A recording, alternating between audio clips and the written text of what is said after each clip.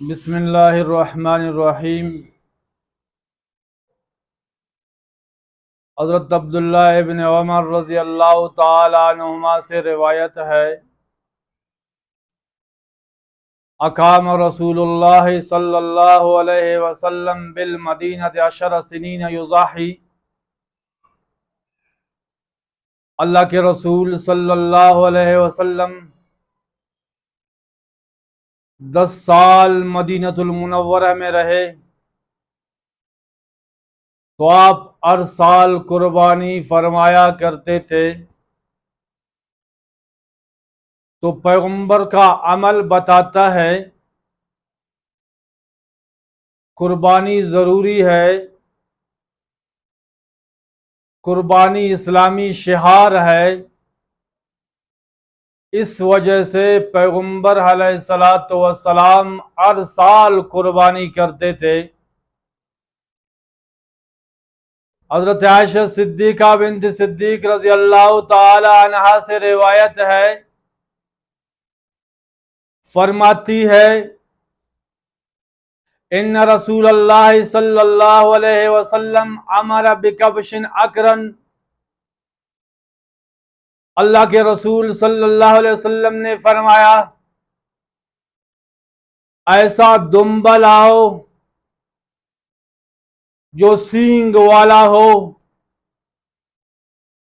سیاہی میں چلے یعنی اس کے پاؤں سیاہ ہو، سیاہی میں بیٹھے یعنی اس کے پیٹ اور پہلو سیاہ ہو، وَيَنْظُرُ فِي سَوَادٍ،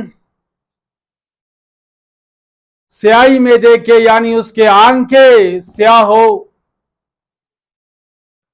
تو ایسا دمبا لایا گیا جس طرح میرے محبوب صلی اللہ علیہ وسلم نے مانگا تھا، تو اسی طریقے کا دمبا لایا گیا تاکہ آپ صلی اللہ علیہ وسلم قربانی فرمائے۔ اما عائشہ صدیقہ فرماتی ہے، میرے محبوب صلی اللہ علیہ وسلم نے مجھ سے فرمایا، یا عائشہ علم المدیت ثم اشعزیہا بحجر ففعلت۔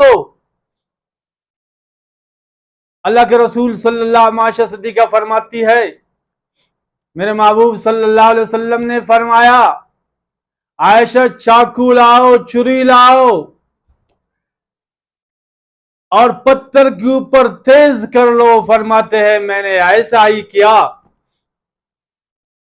ثم اخذها واخذ الكبش، آپ صلی اللہ علیہ وسلم نے میرے ہاتھ سے چھری لیا اور آپ نے دمبا کو پکڑا، فاضجعه ثم ذبحه، آپ نے دمبے کو لٹایا، اس کے بعد ذبح فرمایا، اور ذبح کرتے وقت فرمایا، یا اللہ اس قربانی کو محمد صلی اللہ علیہ وسلم کی طرف سے قبول فرما، آل محمد کی طرف سے، امت محمد کی طرف سے قبول فرما۔ تو اس حدیث میں ہم لوگوں کو چند چیزوں کے سبق دی گئی۔ پہلا یہ ہے، جب ہم لوگ قربانی کریں گے تو عمدہ تازہ موٹا قربانی کر لیں، اچھا جانور قربانی کر لیں، جس کے اوپر گوشت زیادہ ہو، فربا ہو، اچھا جانور ہو۔ دوسرا یہ ہے، جو آدمی خود ذبح کر سکتا ہے تو اپنا قربانی خود ذبح کر لے۔ تیسرا یہ ہے، چھری کو تیز کر لو، پھر جانور کو ذبح کر لو تاکہ جانور کو کوئی تکلیف نہ ہو۔ چوتھا یہ ہے، اللہ کا نام لے کے ذبح کرو، جس طرح پیغمبر علیہ الصلوۃ والسلام نے ذبح کرتے وقت اللہ کا نام لیا۔ اور دوسرے آدمی کی طرف سے بھی ہم لوگ قربانی کر سکتے ہیں، والدین کی طرف سے قربانی کر سکتے ہیں، عزیز اور اقارب کی طرف سے قربانی کر سکتے ہیں، رشتہ داروں کی طرف سے قربانی کر سکتے ہیں۔